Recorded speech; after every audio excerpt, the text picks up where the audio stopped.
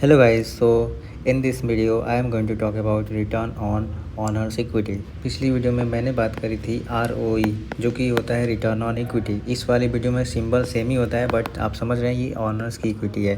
सो इसका जो फार्मूला होता है वो होता है net income upon share holders equity. Okay, अब बात करते हैं दो टर्म्स के बारे में। मैं आपको बताऊंगा। अगर मान लो आपके पास एक कंपनी है ए जो कि काम कर रही है इंडिया में, बट उसको एक सब्सिडियरी बी कंपनी खोलनी है जो कि काम करेगी यूरोप में, और एक कंपनी खोली है उसने सी जो काम करेगी अमेरिका में। अगर ये दोनों कंपनी की 100% ऑनरशिप अगर एक कंपनी के पास ही है तो फिर आपको नो प्रॉब्लम, कोई प्रॉब्लम नहीं है शेयर होल्डर्स इक्विटी निकालने में। बट आपने मान लो जो ये आपने बी कंपनी खोली है इसकी ऑनरशिप किसी और के पास है। तो मान लो कि इसकी 70% ऑनर कोई अमेरिकन कंपनी है उसके पास है, 30% ही ऑनरशिप है ए के पास, और वैसे ही आपकी जो सी कंपनी है उसमें भी आपकी 70% ऑनरशिप किसी और के पास है और 30% ऑनरशिप ए कंपनी के पास है। सो इसको जो 70% नहीं है इसके पास ऑनरशिप, उसको बोला जाता है नॉन कंट्रोलिंग इंटरेस्ट। ओके, ये जो 70% अलग कंपनी के पास है इसको ही बोला जाता है नॉन कंट्रोलिंग इंटरेस्ट। और ऐसे इसमें जो 70% है इन दोनों को मिलाएंगे तो ये नॉन कंट्रोलिंग इंटरेस्ट होता है। तो जो ऑनर्स इक्विटी होती है उसमें इसको जो नॉन कंट्रोलिंग एसेट होता है इसको नेट इनकम में से हम घटा देते हैं। सो आपके पास मान लो एक कंपनी है ए, उसका नेट इनकम दिया हुआ है, और नेट इनकम भी मैंने आपको बताया था कैसे निकालते हैं। सेल्स में से COGS डायरेक्ट इनडायरेक्ट दोनों को घटा के और इंटरेस्ट और टैक्सेस को घटा के नेट इनकम आता है। वो आपके पास मान लो कि 100 रुपये है, और आपको दिया हुआ है कि जो non controlling assets non controlling interest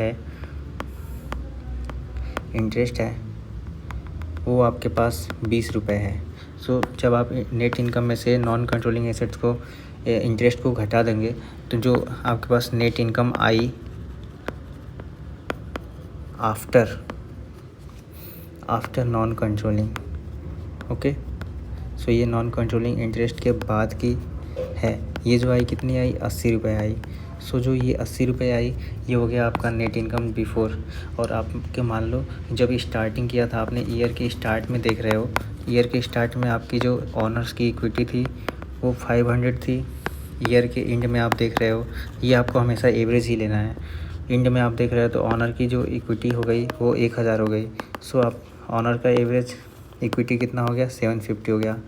1000 + 500/2, सो 750 हो गया ऑनर का average share holder equity. So जब इसका आप रिटर्न ऑन ऑनर से इक्विटी निकालोगे तो वो आएगा आपके पास net income after non controlling assets upon average share holders equity. Share holders equity मतलब सिर्फ ऑनर की इक्विटी लेना है, और इसको जब घटाएंगे तो आपके पास आएगा 80/750 × 1000 जो कि है 4/3, 24, 32/3, मतलब कि 10% के पास आपके पास आ रहा है। अब ये जो आपके पास ROA WA आया, ROA ऑनर रिटर्न और एसेट आया, इसको इसकी पीयर कंपनीज़ के साथ कंपेयर करके देखोगे। अगर वो पीयर से ज़्यादा है तो इसका मतलब अच्छा इंटरेस्ट है, अगर कम है तो इसका मतलब कि उस कंपनी को अवॉइड करना है ख़रीदने से। सो इस वीडियो में बस इतना ही। ऐसी वीडियो देखने के लिए आप मेरे चैनल को सब्सक्राइब करें और अपने दोस्तों को शेयर करें। Thank you.